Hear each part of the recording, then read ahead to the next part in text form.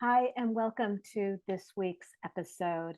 I'm Betsy, your host, and this week my guest is Susan Marco, clinical hypnotist and coach, among other things, as you'll see. So, this week we talk about all the things that keep us stuck and what prevents us from moving forward and using Susan's tools to help move us out and forward. So, I hope that you enjoy this episode as much as I did. Hi, Susan. Thank you so much for joining me today. Thanks for having me, Betsy. I'm so happy to be here. Yeah. Well, before we dive into this, let me just share with everyone a little bit about you, and then we'll get started. Okay, so you guys are going to love this conversation. It hasn't happened yet, but I just have a feeling. Susan Marco, she's an advanced clinical hypnotist that helps people learn how to reach deep states of learning, healing, and creativity. Using a variety of techniques, she guides her clients into a condition of deep relaxation while at the same time a heightened state of awareness and focused attention. This process allows you to access your own innate wisdom, which leads to new solutions for old problems. Her mission is to empower people to love themselves. What a great topic for this month, right? Right on the cusp of Valentine's Day. She is an international timeline reset practitioner, international delete reset practitioner, family freedom proto practitioner, and sexual freedom hypnosis practitioner. These processes enable the client to release long held, stuck emotion, limiting beliefs, and addictions. Very effective for releasing trauma, PTSD, and almost anything that keeps a person from thriving. Susan's clients have had profound and lasting outcomes from this work. She is also guided by her training and experience in clinical hypnosis, teaching children meditation, spiritual coaching, Qigong practice, personal transformation work, and pragmatic meditation and awareness training. And if she has any spare time, I don't know how, Susan, you do, but in her spare time, Susan serves as chairperson for Long Branch HEARS, which is Health, Education, Addiction, and Recovery Support, and is co founder of Family Addiction Network, a volunteer peer run support for family of those impacted by substance use disorder. And if you want more information about Susan or to reach her directly, her website is www.susanmarco.com and her email is susan.marco@gmail.com. And I will have all of this in the show notes. You don't have to write all this down. Okay, we are going to get started. So, Whew, again, welcome, Susan. that was a lot. You honestly, that was my first reaction too. You have done so much. And before we get into all of that, do you want to take us back to the beginning and how did you even get started in this way back when? Yeah, so um, I was actually a massage therapist for 35 years. Yes, and I loved my practice, and it was something that I was guided into. I Mhm. kind of fell into it when I was at a place in my life. I was around 25, and I was just lost. Didn't know what I wanted to be or where I wanted to go. And I met my very first meditation teacher, and he taught a series of techniques that he called meditation. Mhm. However, cut to, maybe at year 25 or 30 of my practice, I started to feel like my heart wasn't really in it anymore. I just was losing my mojo. And I thought, at this stage and age of life, I better figure out what I'm going to do next because my body and my it's not going to allow me to continue to work the way that I'm working. So, I had a friend of mine had suggested to me to get a hypnosis training. And that was, I don't know, that was several years before that. And I just couldn't see my way there at the time. And then I was sitting one day and I thought, I should just check out that hypnosis thing. And I did. I leaned in and I found a teacher locally and I started to study with him. And about three classes or four classes in, I realized that what he was teaching was actually what I had been using all of these years for meditation. So what my teacher at 25 years old really was teaching us was self-hypnosis. Interesting. Interesting. So yeah, so the foundation was already there. Mhm.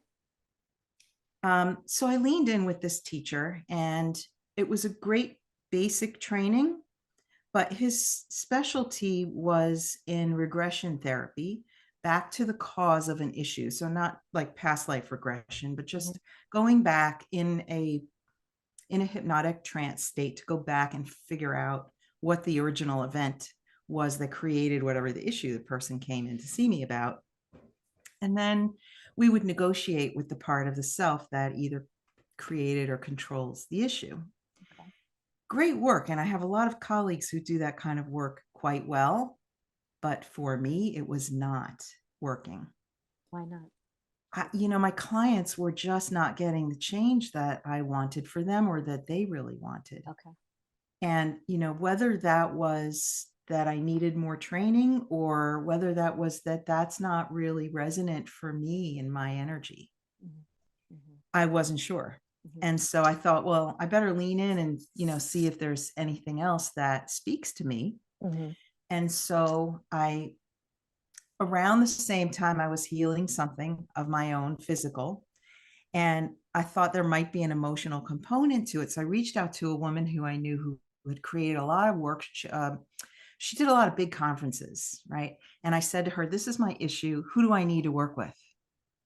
And she said, "Oh, you must call Emma Romano in Australia. She's your girl."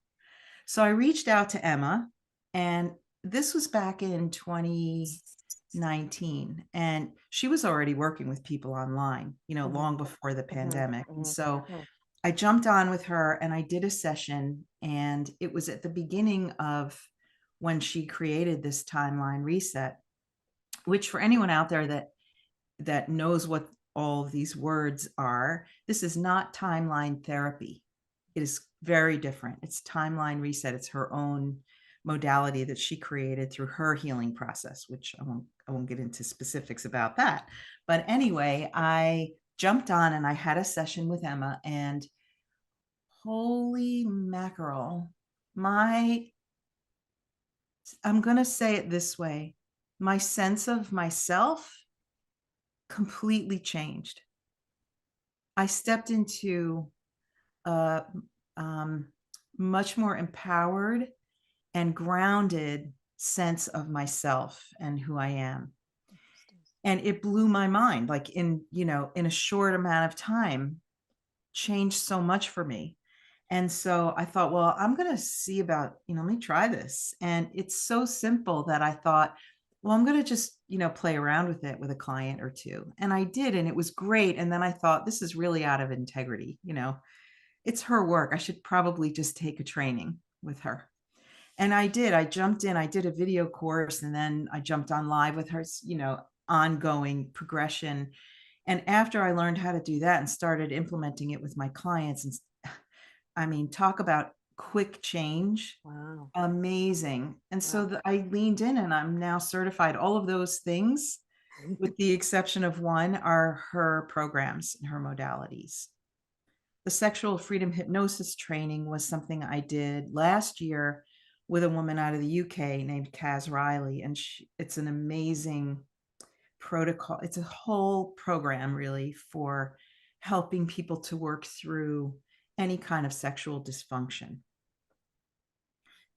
That could even be, sense of self Mhm. and the Mhm. shame and the guilt that we walk around with because of our childhood or our upbringing. Yeah, so many things. So it all kind of merges together because timeline reset, family freedom protocol, delete reset, all of those all of those are really about releasing what is no longer serving you in your mind, in your thinking. I like to say, if we met in an elevator somewhere, I would probably say, if you said, "What do you do?" Well, I'm a clinical hypnotist, but what I help people to do is to rewrite the stories that they hold on to that keep them from thriving. Mm, mm. What that sounds like to me, and maybe said it another way, the common link I'm seeing is acceptance of self. That's a big part of it. Yeah.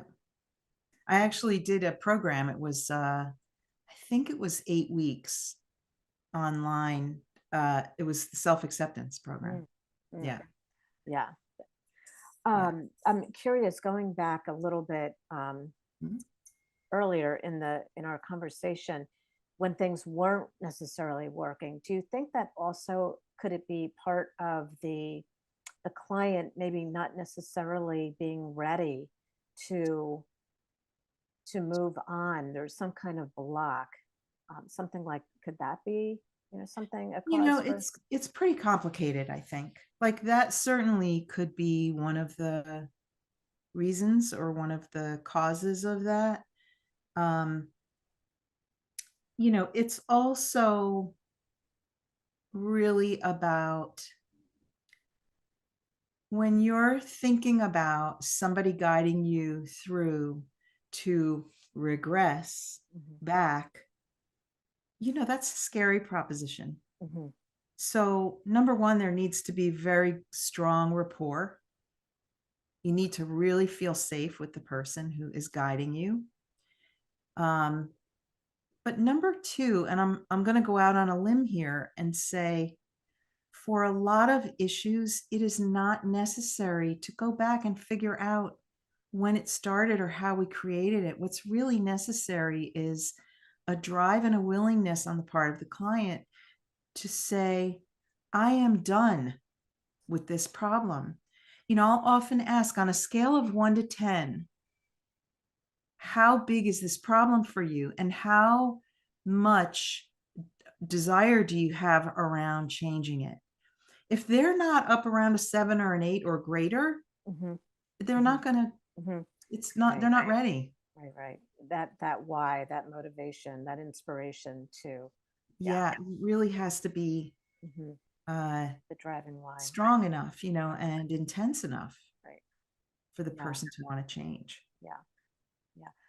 Another question I have is, well, actually several, but I'll hold that thought for in a moment. Can you maybe explain a little bit more about how the difference between the reset and the regression? That would be might be helpful. So, yeah, a regression session, and I do occasionally do them. And I do occasionally also use the idea of communicating with the part of the person or having facilitating them to communicate with the part of them that is controlling whatever it is. Hmm. Because sometimes, you know, it's not about me fixing the problem. It's about the client getting the right tools that they need to be Hmm. able to access those deeper parts of themselves so that they can change the programming Hmm. around it. Hmm. And in the reset work, it's a lot of what I do is coaching along the line of understanding how we receive information, how Hmm. we choose the information that we're holding on to, Uh, how the conscious and the unconscious mind work. Not many people realize that we're only 5% really aware or conscious of the factors that drive us. Everything else is 95% of what drives us and, pushes us through our day is in our subconscious programming. hmm. Hmm. So all of the things that we've experienced in our lives. And the major difference, to answer your question, Hmm. is that when we do those reset programs, we do Hmm. not need to go back and figure out Hmm.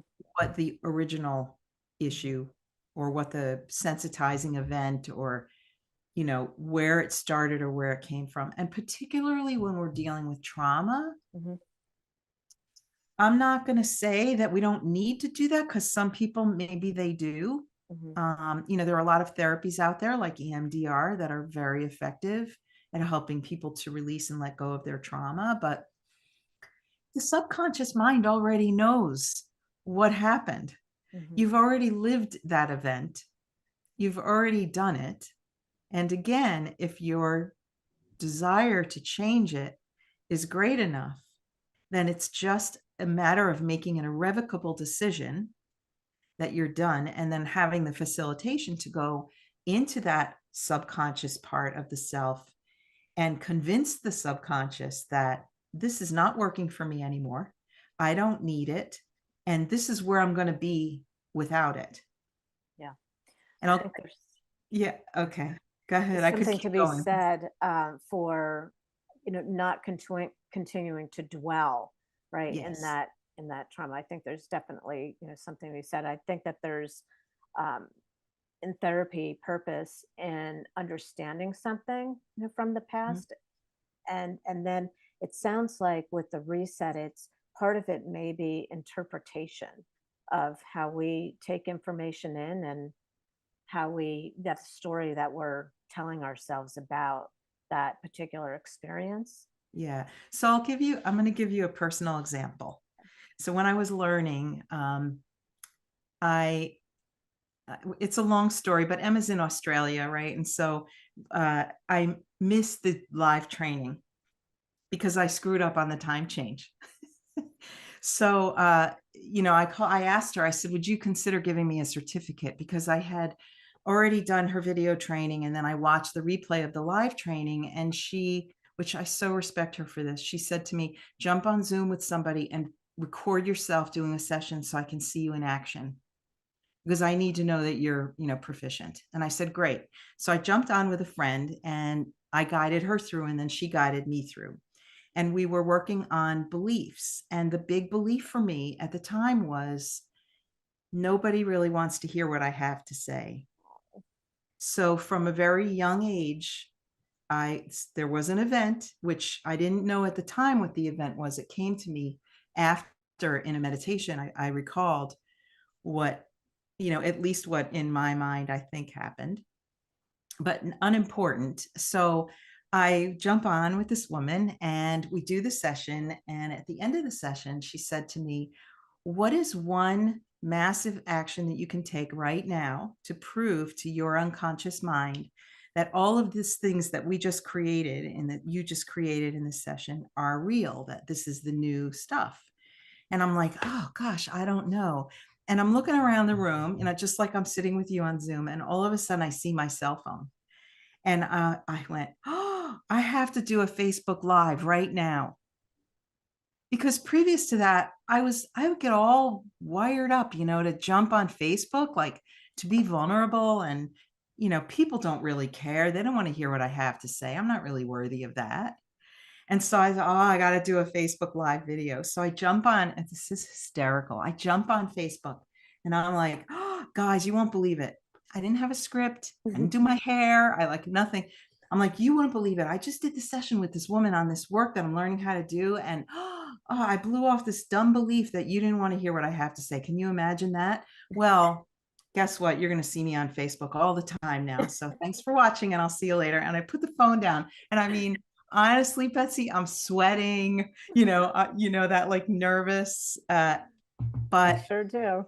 I was like, two things. The very next morning, three people from my Facebook friends reached out, wanted to know what work I was doing, which, on a business level, woohoo, great. That's what we want. However, on a personal level, it really hit me in my heart. Like I've been keeping all these goods to myself because of a belief that wasn't even true. Yeah, yeah. So um, that was huge for me. And I'll tell you what, I would not be sitting here doing this with you.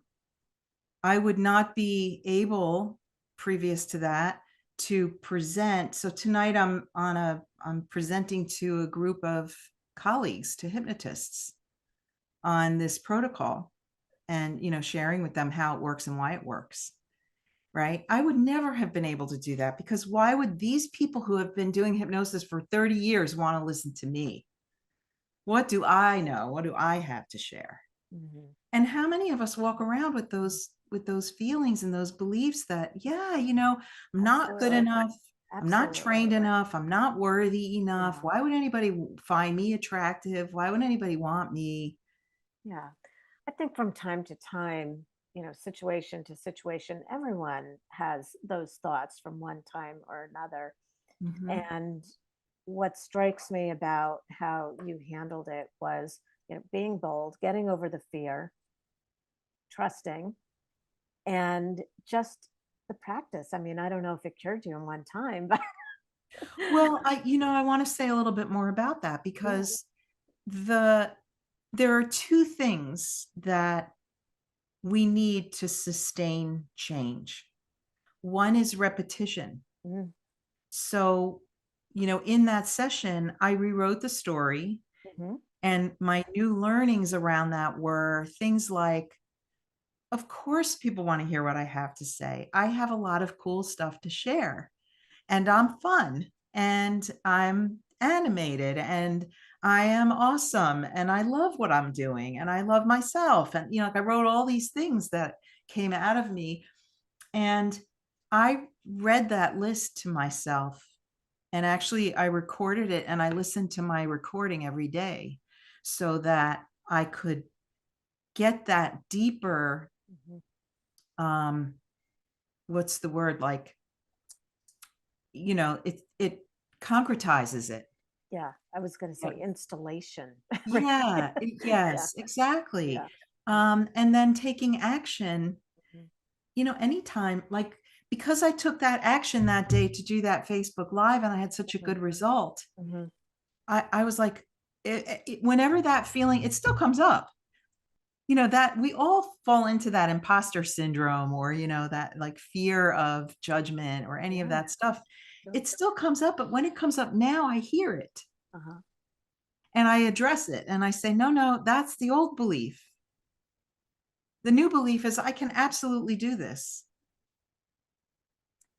That's Y- great. And I asked Emma, she's my mentor, I follow I follow her and she does mentoring every month, whatever. Anyway, I asked her recently, what do you think is the biggest success with your clients? And she said, just be who you want to be. Be what you want. mm, sure, absolutely. So, we have to sit in the vibration and frequency of what it is we say we want. And we need to get all of the stuff that is in the background and underneath everything out of the way. Yeah. What I Let it go. also Yeah. hear you saying is that what's coming to me is being present. So putting the past where it belongs Mhm. and being really present in order Yeah. to go forward. Yes. And, a lot of what I do with people, once we've cleared the emotion and the beliefs and all of that, if a person is inclined to continue, and I love to these kind of programs. We do deeper healing work as well, healing that inner child, letting her or him know that they are safe now, Mhm. that, like as an adult, I can take my 5 or 6-year-old self and hold her and tell her that I've got her and she's safe and, nobody's going to hurt her. Right. And, there's also a big part of it is forgiveness as well and letting go of the resentments that we hold on to, either toward the people who wronged us or even toward ourselves for allowing certain things. Mhm. Mhm. When I grew up, I had very low self esteem and I did a lot of really, um, how do I want to say, unresourceful things. And at one point, I didn't know if I would survive 25, Mm, right? So, but I can look back on those times and recognize how every single event contributed to where I am now. right. Right. So none of it was a waste Yeah. and none of it was for nothing. Mhm. And holding Hopefully. myself in that place of forgiveness for treating my body so badly, for allowing other people to treat me so badly, for, um, attracting people to prove to me how unworthy I was, Mm. all of that kind of stuff. Yeah. I believe when we are experiencing something like that, that there's a beautiful purpose and it gives us the empathy and compassion to then be able to help others. 100%. Yeah. Yes. So, I mean, I don't wish, that you had, gone through that, but I'm certainly glad that you're here with us today and, with all of that experience and knowledge and wisdom now that you have today. Thank you. Yeah. Yeah, it's funny, I often say that I wish I had a me when I was 20 or 30 years old. Yeah. And how about future, your future self for your present self? Yeah, yeah, I have, there's a beautiful protocol. It's one of the sessions that I do in the sexual freedom hypnosis. I kind of blend everything together now anyway, but it is that where, you actually imagine your future self who's done all the work, and she or he is thriving and loving life, and in joy and all of that, and you invite that future self inside, and then you bring that younger self that needs whatever that older self has, whatever healing that younger self, and the younger could be yesterday. A minute It's ago. not like, it doesn't have to be inner child, it's just like Yeah, that part of yeah, you that needs support still. sure. I love that Because, idea. there's so many moments in our life where our needs just were not met, and it's not always on anyone. It's not Right, somebody's fault right, necessarily. right. Like, we're all doing the best we can. Took the words right out of my mouth. Yes, And yes, there's no parenting manual. yes. Well, I think about that with my parents, who, I they're no longer with me, but they are with me. They're just not physically with me. But yeah, sure. I mean, there's stuff that, I can remember at a very young age that, still is, something that it's a challenge I work with, today. However, I might need to talk to you more about that offline. but but I do have the awareness and the understanding that they weren't intentionally trying to hurt me ever. They Right, did love me. So, right. it's just at that time, that when you're so young, you don't have that perspective.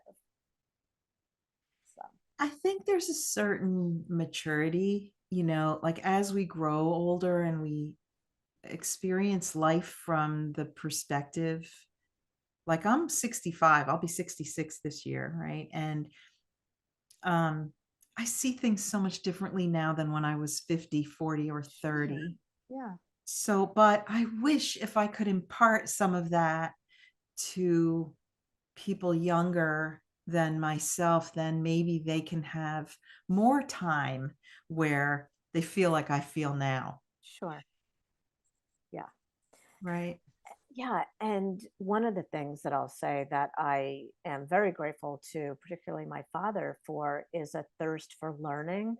And I think no matter where you are, in this spectrum, there's always something to be learned, and that's the fun of it. That journey is great. I mean, It's the fun of it, but also, Betsy, I think it is the big part of the healing of it, is learning from these circumstances and situations. You know, I don't know, like, I had a sort of romance with a guy who was in Europe, and it was, I'm gonna be really condensed here. If people wanna know more about this story, they can reach out to me and I'll be happy to share with them. But I lived communally for 10 years, and we were a group of people who, this was with my meditation teacher. We were doing classes and workshops, and we wanted to share what we were doing. And long story short, we ended up moving in together because we were spending so much time trying to work on these programs. And we became very insulated and it was a conscious family. And so 10 years of my life was dedicated to that circumstance. And when I moved out of that house, I was 40 and I hadn't really dated a lot since I had been there. And so I went on this dating spree, right? And I I met a guy online who was in he was in the Netherlands. He was in Rotterdam, outside of Amsterdam, and I ended up going there to meet him. He was a Reiki master and an artist. He was originally from New Jersey. It's a whole interesting story. Wow. Um, I met his parents before I met him because I went there right after 9/11, Okay. and he donated some artwork to a fundraiser. So anyway, I had him on such a pedestal because I thought, oh, this big healer guy, and and his art was thousands of dollars. And I thought he was this, oh gosh, and it was anything but that, right? We had a good week, but at the end of the week, he did something really, like, I want to use the word narcissistic, in that I asked him a direct question and he turned it around to be about me and what was going to happen for me. And it was painful. I mean, it was really, and I got home and I, you know, I was like, what if his prediction is true? Because he was basically saying that my desire for a long-term meaningful relationship was not in the cards, and that I was going to have many like wonderful intimacies, but I wasn't going to have that one person. And I was like 45 at the time. And it was like, what if that's true? It took me about 6 or 8 months to heal from that, because he put the kibosh on me in a big Hmm. way. Wow. I was so vulnerable. Mhm. And what I realized at the end of the day was I had put him on such a pedestal because of my sense or lack of self-worth or sense of unworthiness. I had put him on such a pedestal that when I realized that, it really, for the last time, sunk in how I had done that my entire life. I always looked at situations of, how am I going to fit into that situation, Mhm. rather than how does that fit in for me? Mhm. Mhm. So I disempowered myself across the board. And this situation with him, like, it was painful, but I'm so glad that it happened, because that changed the course of my life. That the question then was, from that moment moving forward, with anyone, with Right. teachers, with lovers, with friends, with anybody, how does that fit into my world? And this is why I love to do empowerment work with people, because we don't realize how we disempower ourselves. And, you know, we choose to live small, which is okay. If you want to live small, it's cool. No problem if you're happy and you're joyful. But if there's anything that is not settled and you're not feeling like you're loving your life and loving yourself, then Choose. do something about it. Yeah. Choose differently. Yeah. Yeah. Yeah. I know that sounds a little flip and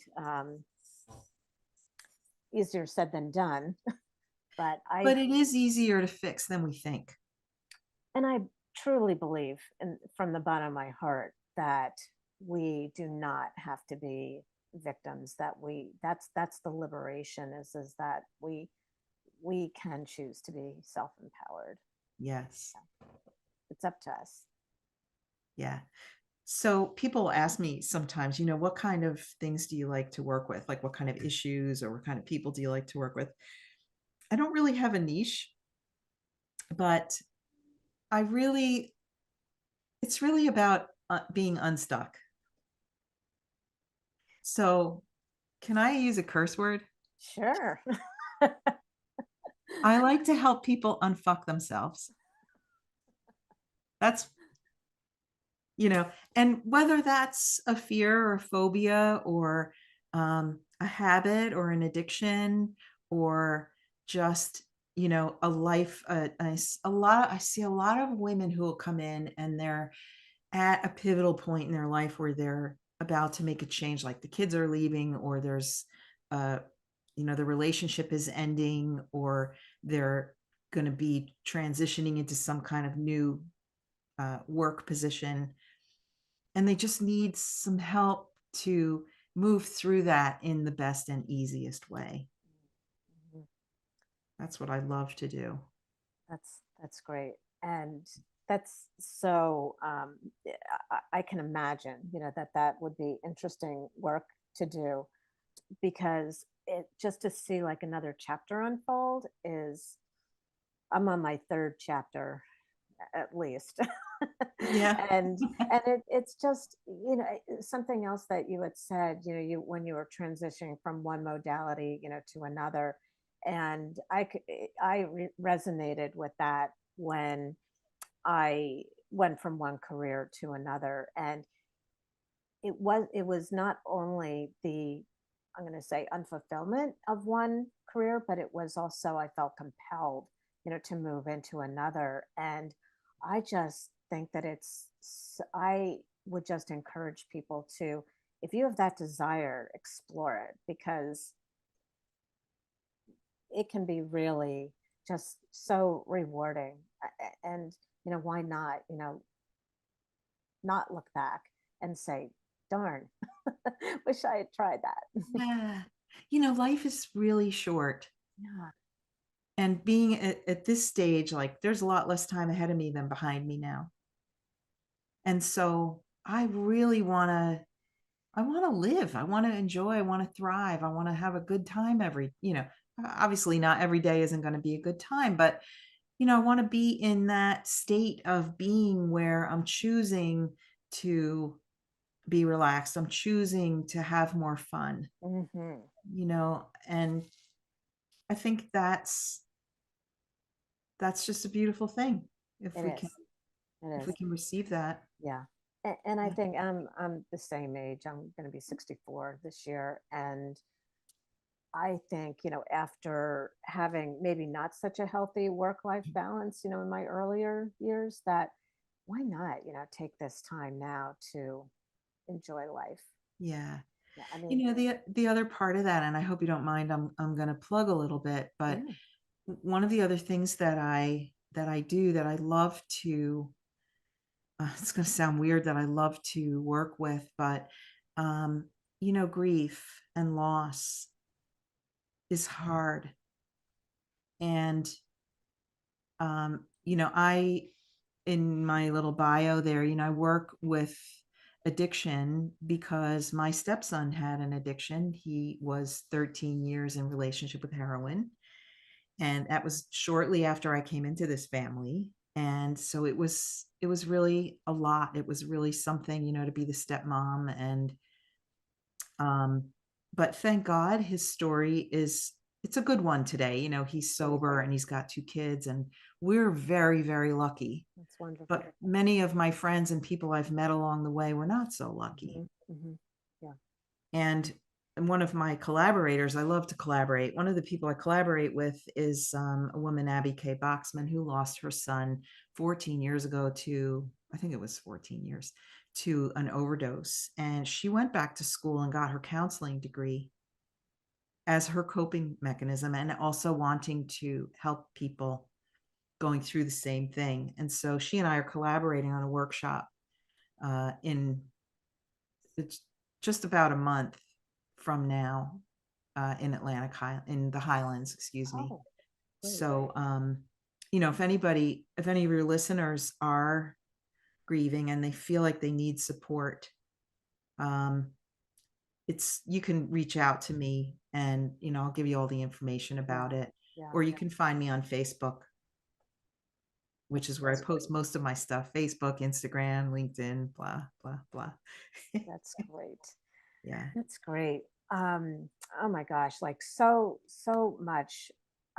Just what I love about your offerings is that, there's the depth, of what you Mm. offer. And I also, love that. And I'm hearing this theme through not only you, but the other people that you're talking about, having this, using your own personal experiences in order to help others, I think is just so beautiful. Yeah, thank Really you. is. Yeah, of It's often the why we do what we do. course. You know, Yeah. it's for our own healing. Right. Right. Yeah. Beautiful. Well, Yeah. is there anything else that you have a compelling need to share before we wrap up? Um, Probably, I'll think of 5 things after we disconnect.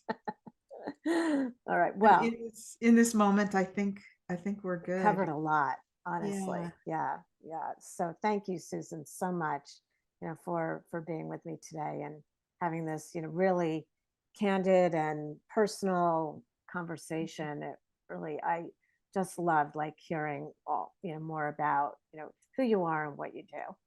Thank you so much, Betsy. It's been a pleasure.